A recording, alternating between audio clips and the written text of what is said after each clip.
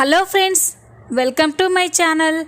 చందు చూపించిన వీడియో ద్వారా దేవా నిజ స్వరూపం తెలుసుకున్న మ్యాడీ, దేవాని అరెస్టు చేయించిన నాగవల్లి, అసలు ఏం జరగబోతుంది తెలుసుకోవాలి అంటే ఈ వీడియోని చివరి వరకు చూడండి. ఇక వీడియోలోకి వెళ్ళినట్లయితే డైనింగ్ టేబుల్ దగ్గర అందరూ కూడా టిఫిన్ చేస్తూ ఉంటారు. లోహి శ్రేయ కూడా టిఫిన్ చేస్తూ ఉంటారు.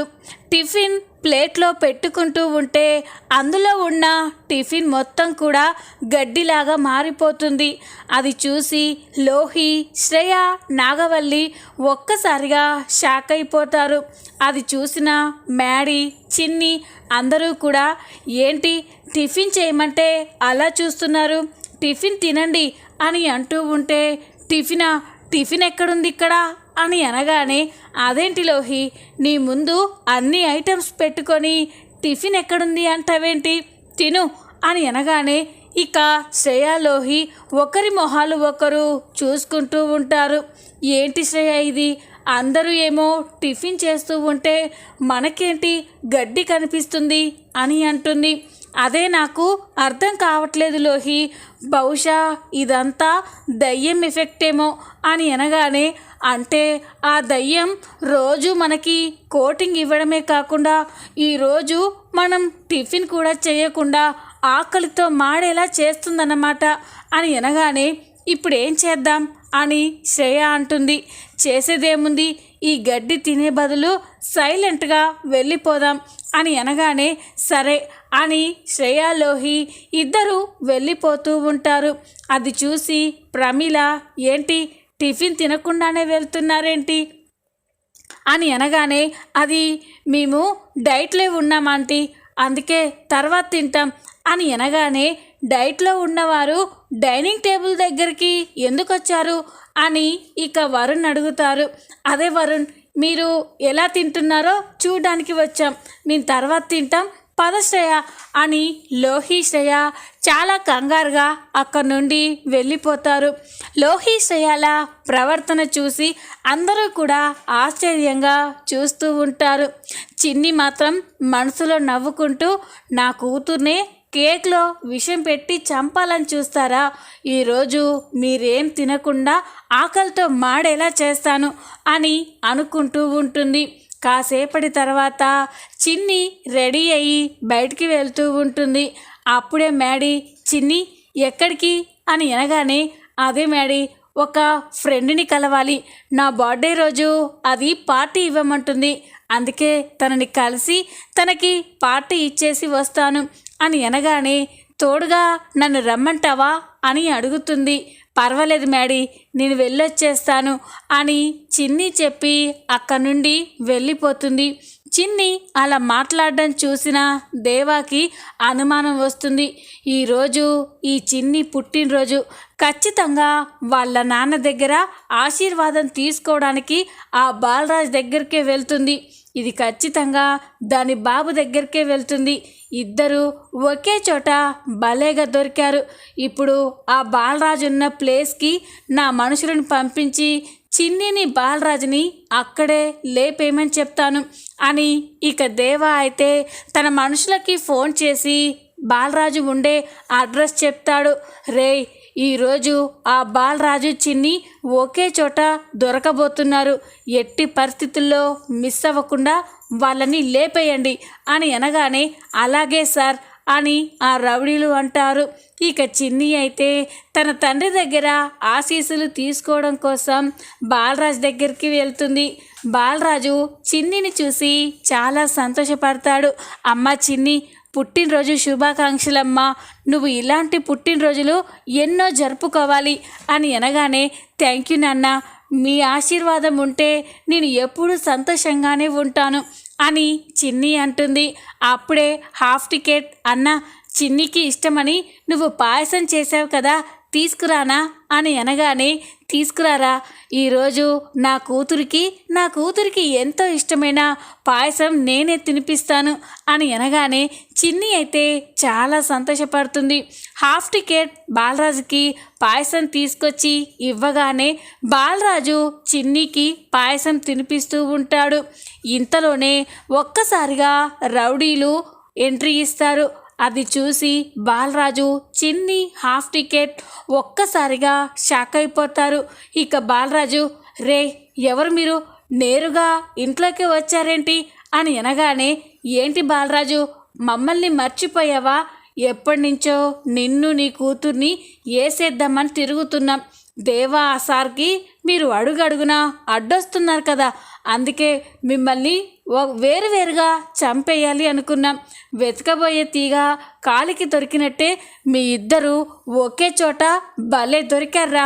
ఈరోజు తండ్రి కూతుళ్ళు ఇద్దరిని పైకి పంపించేస్తాం అని అనగానే చిన్ని, బాలరాజు, హాఫ్ టికెట్ ఒక్కసారిగా షాక్ అయిపోతారు. ఇక బాలరాజు, రేయ్ నన్నేమైనా చేయండి, అంతేకాని నా కూతురు జోలికి రావద్దు, తనని వదిలిపెట్టండి అని అంటూ ఉంటే చిన్ని, నాన్న అని బాధపడుతూ ఉంటుంది. రేయ్ మీకు దండం పెడతాన్రా, ఈరోజు నా కూతురు పుట్టినరోజు, తనని బాధ పెట్టకండ్రా అని అంటూ ఉంటే, ఇంకేంటి ఇంకా మంచి విషయం, ఎంత అదృష్టం ఉంటే పుట్టినరోజు చచ్చే రోజు ఒక్కటే వస్తుంది చెప్పండి, ఇంకా చూస్తారేంట్రా, పని కానివ్వండి అని రౌడీలు బాలరాజు చిన్ని మీదికి అటాక్ చేస్తూ ఉంటారు.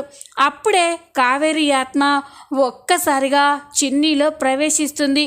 ఇక చిన్ని భద్రకాళిలా కోపంగా చూస్తూ ఉంటుంది. రేయ్ ఎక్కడికి రా అని అనగానే అందరూ షాక్ అయిపోయి చూస్తూ ఉంటారు. చిన్ని అలా కోపంగా మాట్లాడడం చూసి బాలరాజు కూడా షాక్ అయిపోతారు. ఎక్కడికి రా, ఎంత ధైర్యం ఉంటే నా భర్త నా కూతురు చిన్నిని చంపాలని చూస్తారా, ఈరోజు మీ సంగతి చెప్తాను అని ఇక చిన్ని అయితే భద్రకాళిలా మారి ఆ రౌడీలని చిత్తకొడుతూ ఉంటుంది. చిన్ని ఆ రౌడీలని అలా కొడుతూ ఉంటే బాలరాజు, హాఫ్ టికెట్ షాక్ అయిపోతారు. చిన్ని వాళ్ళని బాగా కొట్టేసరికే ఆ దెబ్బలు తట్టుకోలేక రౌడీలు అక్కడి నుండి పారిపోతారు. ఇదంతా చూసి హాఫ్ టికెట్ బాలరాజు షాక్ అయిపోతారు. అన్నా ఏంటన్నా, మన చిన్ని ఉగ్రరూపం ఎత్తింది, చిన్నిని ఇలా ఎప్పుడూ చూడలేదన్నా, ఒంటి చేత్తో ఆ రౌడీలందరినీ బెదరగొట్టేసింది అని అనగానే, రే హాఫ్ టికెట్, నీకు చిన్ని కనిపిస్తుంది, కానీ చిన్నిలో నాకు నా భార్య కావేరి కనిపిస్తుందిరా అని అనగానే హాఫ్ టికెట్ షాక్ అయిపోతారు. ఏంటన్నా నువ్వు అనేది అని అనగానే, అవునరా, ఇందాక చిన్ని ఏమన్నదో అర్థమైందా, నా భర్తని నా బిడ్డని ఏమైనా చేస్తే ఊరుకోను అని చెప్పింది కదా, అంటే కావేరి ఆత్మ చిన్నిలో ప్రవేశించి నన్ను చిన్నిని కంటికి రెప్పలా కాపాడుకుంటుందిరా. ఆ రోజు దేవా నన్ను చంపడానికి గన్ తీసుకొని వస్తే సమయానికి గన్ పేలకుండా కూడా కావేరియే ఆపింది. ఇప్పుడు అంతా అర్థమవుతుందిరా, అంటే కావేరి నాకు నా కూతురికి ఎప్పుడూ తోడుగానే ఉంటుంది అని బాలరాజు అనగానే హాఫ్ టికెట్ కూడా, అవునన్నా నువ్వు చెప్పేది నిజమే, కావేరి వదిన నీకు చిన్నికి అండగా ఉందనిపిస్తుంది అని హాఫ్ టికెట్ అంటాడు. ఇక రౌడీలు పారిపోయిన తర్వాత చిన్నిలో నుండి కావేరి ఆత్మ వెళ్ళిపోతుంది. ఇక చిన్నికి జరిగిందేది గుర్తుకుండకపోవడంతో, ఏమైంది నాన్న, ఇప్పుడు రౌడీలు వచ్చారు కదా, వాళ్ళు ఎక్కడికి వెళ్ళిపోయారు అని అనగానే, ఏం లేదమ్మా, ఆ రౌడీలు దర్చుకొని పారిపోయారు, నువ్వు అవన్నీ ఆలోచించకమ్మా, ఈరోజు నీ పుట్టినరోజు, రా పాయసం తిందువు కానీ అని బాలరాజు అయితే చిన్నికి పాయసం తినిపిస్తూ ఉంటాడు. మరోపక్క దేవా చిన్ని బాలరాజుల చావు వార్త వినడం కోసం చాలా ఎదురు చూస్తూ ఉంటాడు. కాసేపటి తర్వాత రౌడీలు దేవాకి ఫోన్ చేస్తారు. ఇక దేవా ఫోన్ లిఫ్ట్ చేసి, ఏమైందిరా, ఆ బాలరాజు చిన్ని చచ్చారా అని అనగానే, లేదు సార్, ఆ చిన్ని మళ్ళీ ఉగ్ర రూపం ఎత్తి మాకు చుక్కలు చూపించి మమ్మల్ని చితక్కొట్టింది సార్, అది భరించలేక పారిపోయి వచ్చేసాం అని అనగానే దేవా ఒక్కసారిగా షాక్ అయిపోతాడు. ఏంట్రా మీరు అనేది అని అనగానే, ఒక ఆడపిల్ల చేతిలో దెబ్బలు తిన్నామని చెప్పడానికి మాకు సిగ్గుగా ఉంది సార్, కానీ అక్కడ జరిగింది ఇదే. నిజంగా ఆ చిన్ని మామూలుది కాదు, తనలో ఏదో ఆత్మ దయ్యము ప్రవేశించినట్టు ప్రవర్తించింది అని అనగానే ఇక దేవా షాక్ అయిపోతాడు. సరే, నేను తర్వాత మాట్లాడతాను అని దేవా ఫోన్ కట్ చేసి ఆలోచిస్తూ ఉంటాడు. అంటే ఆ కావేరి చచ్చినా కూడా దాని మొగుణ్ణి, దాని కూతురు చిన్నిని కాపాడుకుంటుందన్నమాట. చూస్తాను ఎన్ని రోజులు ఆ కావేరి దాని మొగుణ్ణి, దాని కూతుర్ని కాపాడుకుంటుందో. తొందరలోనే ఈ కావేరి ఆత్మని చెక్ పెట్టేయాలి అని ఇక దేవా అయితే కోపంగా ఆలోచిస్తూ ఉంటాడు. మరో పక్క బేకరీ అతను మ్యాడీకి చందు నెంబర్ని సెండ్ చేస్తాడు. ఇక ఆ నెంబర్ రాగానే మ్యాడీ చాలా సంతోషపడుతూ ఆ బేకరీ వాళ్ళు చందు నెంబర్ సెండ్ చేశారు. వెంటనే చందుకి ఫోన్ చేసి చందుని కలవాలి, ఇన్నేళ్ల తర్వాత చందుని కలవబోతున్నాను అని మ్యాడీ అయితే చాలా సంతోషంగా చందు ఫోన్కి కాల్ చేస్తాడు. ఇక చందు వెంటనే ఫోన్ లిఫ్ట్ చేసి హలో ఎవరు అని అనగానే, నేను నీ ఫ్రెండ్ని అని అంటాడు. అది విని చందు షాక్ అయిపోయి, ఫ్రెండా? ఆ ఫ్రెండ్కి పేరుంటుంది కదా అని అనగానే, పేరు చెప్తే నువ్వు గుర్తించేదేంటి, నువ్వే కనుక్కో చూద్దాం. చిన్నప్పుడు మన ముగ్గురం ప్రాణ స్నేహితులుగా పెరిగాము, ఒకరిని విడిచి ఒకరం ఉండేవాళ్ళం కాదు, అలాంటి స్నేహితులం మనం అని అనగానే ఇక చందు అయితే ఆలోచిస్తూ ఉంటాడు. చిన్నప్పటి ఫ్రెండ్సా? చిన్నప్పుడు ముగ్గురు ఫ్రెండ్స్ అంటే నేను, చిన్ని, మాతో పాటు మహి, మీ ముగ్గురమే ప్రాణ స్నేహితులుగా ఉండేవాళ్ళం. చిన్ని ఇప్పుడు ఎక్కడుందో తెలీదు. అంటే నువ్వు మహి అని అంటాడు. అది విని మహి అయితే చాలా సంతోషపడుతూ, అవును చందు, నేను నీ ప్రాణ స్నేహితుడు, చిన్ననాటి స్నేహితుడు మహిని మాట్లాడుతున్నాను అని అనగానే చందు అయితే చాలా ఎగ్జైట్ అయిపోతాడు.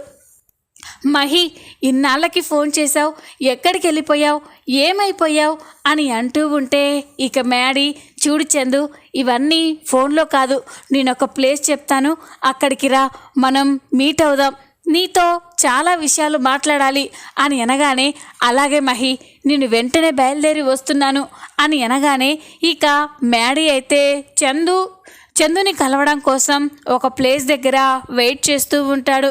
ఇక చందు కూడా చాలా రోజుల తర్వాత తన క్లోజ్ ఫ్రెండ్ అయిన మహిని చూడబోతున్నందుకు చాలా సంబరపడిపోతూ ఎగ్జైటింగ్గా వెళ్తూ ఉంటాడు. ఇక అక్కడికి వెళ్ళేసరికే మహి చెప్పిన ప్లేస్లో మ్యాడీ ఉంటాడు.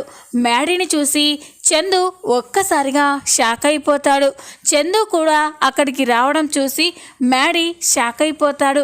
ఇదేంటి మ్యాడీ ఇక్కడున్నాడు, నాలాగే ఎవరినైనా కలవడానికి వచ్చారేమో అని చందు అనుకుంటాడు. ఇక మ్యాడీ కూడా ఇదేంటి కాలేజీలో పనిచేసే చంద్రశేఖర్ ఇక్కడున్నారు, నాలాగే తన ఫ్రెండ్ని ఎవరైనా మీట్ అవ్వడానికి వచ్చాడేమో అని మ్యాడీ అనుకుంటూ ఉంటాడు. ఇక ఇద్దరు కూడా హాయ్ మ్యాడీ అని అంటే, హాయ్ చంద్రశేఖర్ గారు అని మ్యాడీ చందు ఇద్దరు మాట్లాడుకుంటూ ఉంటారు. ఇక చందు, ఏంటి ఇక్కడ ఎవరి కోసం వెయిట్ చేస్తున్నావు అని అనగానే ఇక మ్యాడీ, నా చిన్ననాటి క్లోజ్ ఫ్రెండ్ కోసం ఎదురు చూస్తున్నాను శేఖర్, నువ్వెవరి కోసం వచ్చావు అని అనగానే ఇక చందుకి అనుమానం వస్తుంది.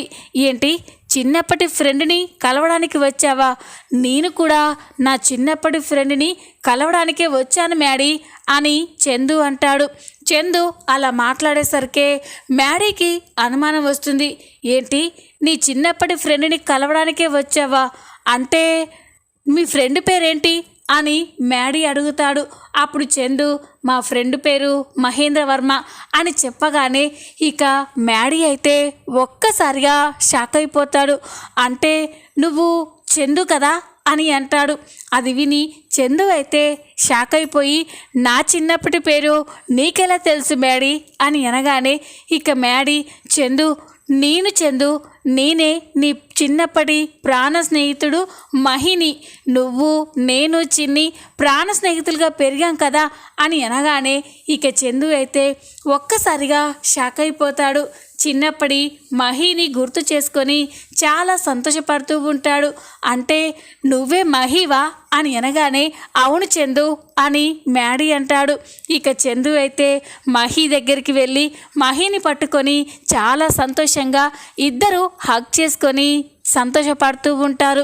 ఇక చందు, మహి, ఎన్నాళ్ళకి చూశాను, నువ్వు నా కళ్ళ ముందున్నా కూడా మనం ఒకరికొకరం గుర్తుపట్టుకోకుండా ఉండిపోయాము అని అనగానే అవును చందు, నేను కూడా ఊహించలేదు నువ్వే నా చిన్నప్పటి ఫ్రెండ్ అని. ఎనీవే ఇన్నాళ్ళకి కలిశాము అని ఇక మ్యాడీ చందు ఇద్దరూ కూడా సంతోషంగా మాట్లాడుకుంటూ ఉంటారు. ఇక మ్యాడీ, ఇంకా ఏంటి విషయాలు చందు అని అనగానే ఏమున్నాయి మహి, మనం ముగ్గురం తలో దిక్కు వెళ్ళిపోయాము. చిన్ని కోసం ఎన్నో సంవత్సరాల నుండి ఎదురు చూస్తున్నాను, కానీ చిన్ని ఇంతవరకు నాకు కనిపించలేదు. తను ఎక్కడుందో ఎలాంటి పరిస్థితుల్లో ఉందో తలుచుకుంటేనే బాధగా ఉంది అని చందు అంటూ ఉంటే మ్యాడీ షాక్ అయిపోతాడు. ఏంటి చందు, నువ్వు చిన్ని కోసం ఇంతలా బాధపడుతున్నావు అని అనగానే అవును మ్యాడీ, చిన్నికి మీ తప్ప ఎవరం లేము కదా అని అనగానే ఇక చందు అయితే మహి అయితే ఆలోచిస్తూ ఉంటాడు. చందుకి సర్ప్రైజ్ ఇవ్వాలి, చిన్ని నా భార్య అని చెప్పడం కాదు, నేరుగా మా ఇంటికే తీసుకెళ్ళి చందుకి చిన్నియే నా భార్య అని చూపించాలి. అప్పుడు చందు చాలా సంతోషపడతాడు అని ఇక మ్యాడీ అయితే చందు ఇన్నాళ్ళకి కలిసాం కదా, పద మా ఇంటికి వెళ్దాం అని అనగానే మీ ఇంటికా అని మహి అంటాడు. అదేంటి చందు, చిన్నప్పుడు మా ఇంటికి ఎన్నిసార్లు రాలేదు, ఇప్పుడు రావడానికి ఎందుకంత మొహపాటు పడుతున్నావు, పద అని మహి బలవంత పెట్టడంతో ఇక చందు అయితే సరే అని ఇక మ్యాడీ ఇంటికి బయలుదేరుతారు. మ్యాడీ చందు ఇద్దరూ కూడా దేవా ఇంటికి వస్తారు. వాళ్ళు హాల్లోకి రాగానే అందరూ చందుని చూసి ఆశ్చర్యంగా చూస్తూ ఉంటారు. చందు ఇంట్లోకి రావడం చూసిన లోహి ఒక్కసారిగా షాక్ అయిపోతుంది. ఇదేంటి అన్నయ్య ఇక్కడికి వచ్చారు, మ్యాడీ అన్నయ్య ఇద్దరు ఫ్రెండ్స్ అని వీళ్ళకి తెలిసిపోయిందా అని లోహి అయితే చాలా కంగారు పడుతూ, అమ్మో ఇప్పుడు నేను అన్నయ్య ముందుకు వెళ్తే నేను చచ్చిందాన్నే, అన్నయ్యకి అబద్ధం చెప్పినందుకు అన్నయ్య చంపేస్తాడు, ఇంట్లో వాళ్ళందరినీ మోసం చేసినందుకు వీళ్ళు చంపేస్తారు, అన్నయ్య వెళ్ళేంత వరకు నేను అన్నయ్య కంట పడకూడదు అని లోహి అయితే గదిలోకి వెళ్ళి దాక్కుంటుంది. ఇక అందరూ చందుని చూసి ఆశ్చర్యంగా చూస్తూ ఉంటారు. అప్పుడే ప్రమీల, నాన్న మ్యాడీ ఎవరు నాన్న ఇతను అని అనగానే పెద్దమ్మ, చిన్నప్పుడు చందు అని నా ప్రాణ స్నేహితుడు ఉండేవాడు కదా, అతనే ఈ చందు అని అనగానే ఇక ప్రమీల కూడా గుర్తు తెచ్చుకుంటుంది. అవును మ్యాడీ, మీరు చాలా స్నేహితులుగా ఉండేవాళ్ళు, మీ స్నేహం చాలా గొప్పగా ఉండేది, ఇన్నాళ్ళకి చూశాను బాబు, అంతా బాగున్నారా అని ప్రమీల పలకరిస్తూ ఉంటే ఇక చందు కూడా అంతా బాగున్నామండి అని అంటూ ఉంటుంది. ఇంతలోనే ఇక చిన్ని అక్కడికి వచ్చి ఎవరాంటీ అని అక్కడికి వస్తుంది. చిన్ని అక్కడికి రాగానే చందు అయితే చిన్నిని చూసి షాక్ అయిపోతాడు. చిన్ని కూడా చందుని చూసి చాలా సంతోషపడుతూ చందు అని చందు దగ్గరికి వెళ్ళి ఆప్యాయంగా పలకరిస్తూ ఉంటుంది. ఇక చందు చిన్నిని చూసి మధు నువ్వేంటి ఇక్కడ అని అనగానే ఇక ప్రమీల, అదేంటి బాబు నీకు తెలీదా, ఇప్పుడు ఈ చిన్నినే మా మ్యాడీ భార్య కదా, వీళ్ళిద్దరికీ అనుకోకుండా గుళ్ళో పెళ్లి జరిగింది, ఏ మ్యాడీ చెప్పలేదా అని అనగానే ఇక చందు అయితే మ్యాడీ వైపు చూస్తూ ఉంటాడు. నేను నీకు సర్ప్రైజ్ ఇవ్వాలని చెప్పలేదు చందు, ఎనీవే మధు అలియాస్ చిన్ని నా భార్య అని అనగానే చందు షాక్ అయిపోతాడు.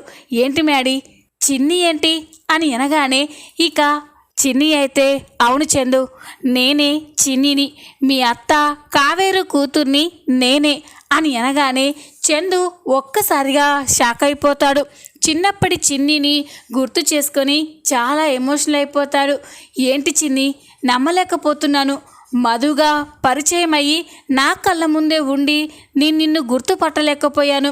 ప్రతిరోజు నువ్వెక్కడున్నావో ఎలా ఉన్నావోనని చాలా బాధపడుతూ నీ గురించే ఆలోచించేవాణ్ణి అని అంటూ ఉంటే ఇక చిన్ని కూడా చాలా బాధపడుతూ నేను కూడా నువ్వే చందు అని తెలిసాక కూడా చెప్పలేకపోయాను చందు.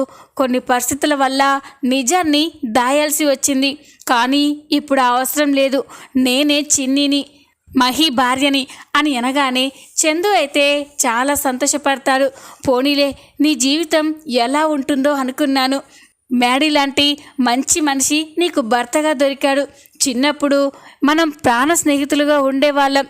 అలాంటి స్నేహితుడే నీకు భర్త అయ్యాడు అని చందు అంటూ ఉంటే అప్పుడే నాగవల్లి అక్కడికి వచ్చి అయినా ఏం లాభం, జీవితాంతం మ్యాడీతో కలిసి ఉండలేదు కదా అని అనగానే చందు షాక్ అయిపోతారు.